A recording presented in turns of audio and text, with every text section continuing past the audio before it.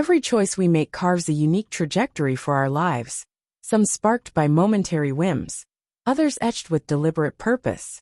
Yet, certain decisions resonate long after they're made, their ripples shaping our futures in ways we can't foresee. She followed her heart's pull, and I honored mine. Her path led to fleeting exhilaration, while mine steered me towards serene restoration and the courage to release what no longer nurtured my soul. I can still recall the exact moment she mentioned him. Her gaze sparkled, not with guilt, but with an eager intensity, as though she were chasing something vivid, something wild. I crave something new, she declared, her tone airy yet firm. This feels too calm, too predictable.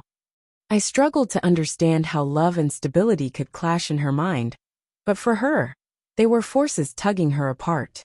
My devotion to her had been tender, deep, without pretense or empty promises. I was present, reliable, attentive, listening to her tales even when they meandered, comforting her through her deepest sorrows, and celebrating her triumphs as if they were mine.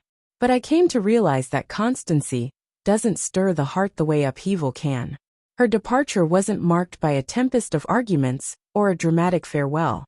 It was slow, like a stream receding from its shore, until one day she was simply gone, swept away by him. He was daring, erratic, the sort of man who lived for the moment and mended his errors with transient charms. I knew his kind immediately. He was the flare of the instant, while I was the steady glow. In her yearning for chaos, she chose the flare. I didn't try to tether her. No heated disputes, no frantic texts, no appeals for her to rethink her choice. I let her slip away. The quiet that followed was overwhelming, a silence more oppressive than any noise I'd ever endured. Every part of my world felt hollow. Spaces reverberated with her absence, melodies echoed her laughter, and every familiar spot became a monument to memories I couldn't outrun. Yet I didn't reach out. I understood that love, if it demanded chasing, was no longer love. Time pressed on. Weeks turned to months, then a year passed. In that expanse, I unearthed facets of myself I hadn't realized were dormant. I took up running, not to escape the hurt, but to embrace intention. I reclaimed the pieces of myself I'd shelved for her.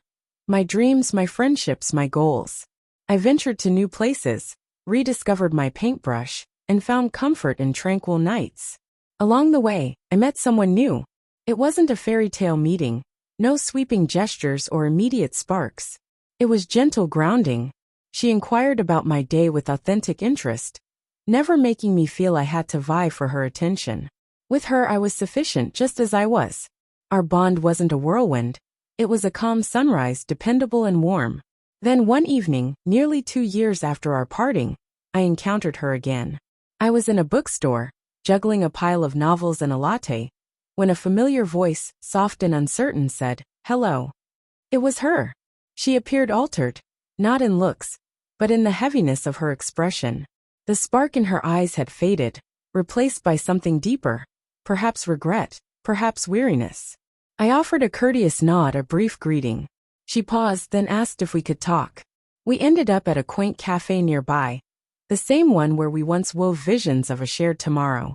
The irony wasn't lost on me. She fidgeted, her fingers restless around her cup, her gaze often dropping to the table. Then she spoke.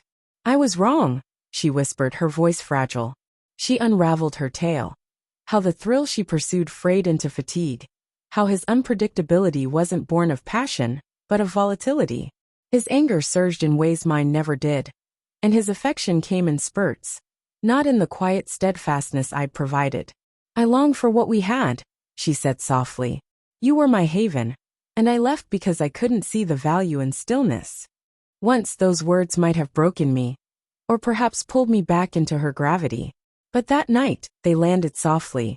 While she had been chasing tempests, I had been cultivating peace. I had healed scars I hadn't known existed, and most importantly, I had let her go. "I'm sorry," she repeated, her eyes glistening with unshed tears. "Can we start over?" I met her gaze, truly seeing her. The woman I'd once imagined a forever with. The one who'd chosen a louder call only to find hollowness in its wake. I exhaled, not with resentment but with clarity. "I don't have that love to offer anymore," I said. Not out of anger, but because I gave it fully when I thought it was enough.